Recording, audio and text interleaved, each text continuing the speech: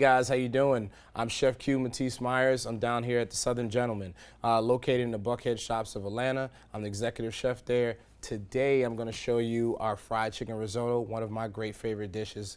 We're really known for our fried chicken down here at the Southern Gentleman. Please feel free to come down any time of the week and enjoy some of that good locally fried chicken that we prepare there. We have a lot of ingredients today. You can scroll down below for ingredients and instructions. So let's get started. Today we have a nice, beautiful Springer Mountain Farms boneless chicken breast, about 9 to 10 ounces. I'm gonna start to fillet this so we can have a thinner chicken breast, so when we put it in our marinade that I'm gonna build today, it'll cook faster and it'll be juicier and it'll be easier and tender for us to eat today. So now that we've cut our chicken breasts, what I'm gonna do is I'm gonna move over here and I'm gonna take our buttermilk and make our buttermilk marinade. What we have right here is I have some buttermilk, probably about 2 cups of buttermilk. I take some of the hot sauce that we make down at the Southern Gentleman fresh. I'll take probably about a pint of it to add to our buttermilk. What I'm gonna also do is, once again, I love fresh herbs and spices and everything I do. So we got some fresh sprigs of rosemary. It's okay to add it whole. I just wanna get a little bit of the flavor in that. What I'm gonna do next is I'm gonna add a little salt to our buttermilk brine. Next, I'm gonna grab our chicken. I'm gonna stir our buttermilk brine.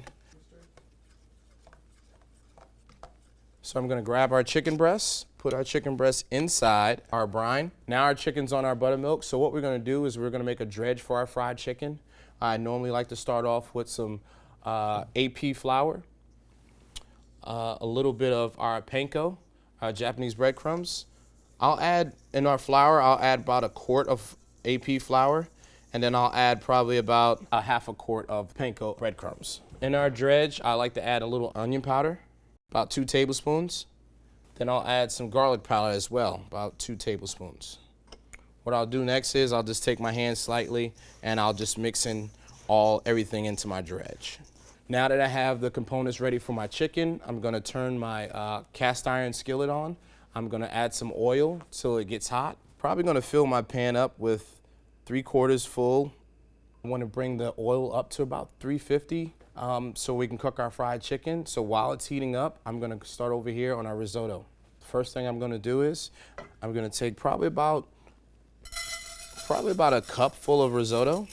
I like to put it in the pan first. Just to kind of get a little toast to my risotto, I always start off in a dry pan. My next step would be grab a little olive oil. I make my risotto with a wooden spoon. It's easier to handle. So literally I'm just gonna stir in a figure 8 motion. This way my risotto doesn't stick. Okay, I'll let that toast off for probably about another 60 seconds. My next step, I'm gonna add some chopped shallots, some sliced garlic, 1 pat of butter.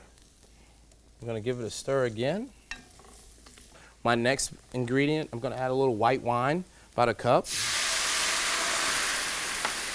When I'm adding my white wine, I wanna let it reduce down for a little bit. So give it about 2 minutes.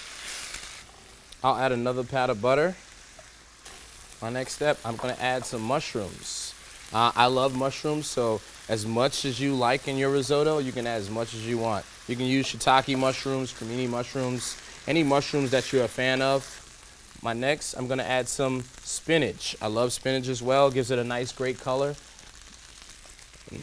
My next step, I'm gonna add a little stock, a little chicken stock.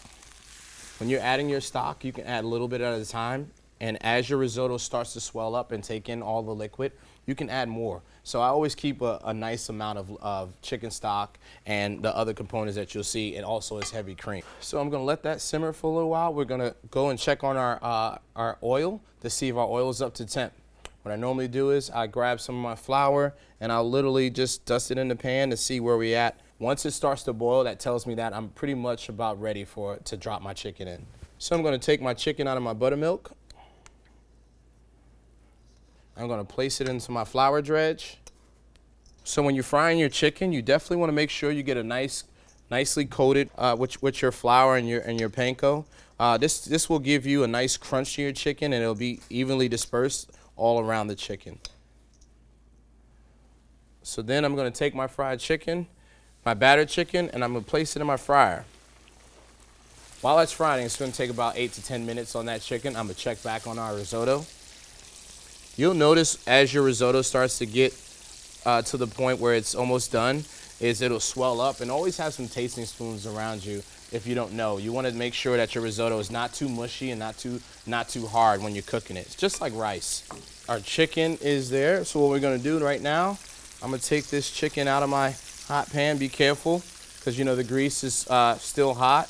I'm gonna put it on my cutting board. So now we're back to our risotto. Literally what I'm gonna do is, because I like a creamy risotto, I'm gonna add a little bit of heavy cream. I'm gonna add another pat of butter, some salt, a little black pepper, and I'm gonna start my figure eights. I like to add these ingredients in stages, a couple of reasons. One, I wanna make sure my risotto is not overcooked and I have the amount portion for each step. So our risotto is nice and creamy, and it looks like we're ready to serve. Now we got the risotto on our plate. We're gonna go to our fried chicken. So I'm cutting my fried chicken on a bias so it's really juicy and tender. So in every bite of the risotto with the chicken is proportioned evenly. All right. Gonna take a little of the parsley and garnish.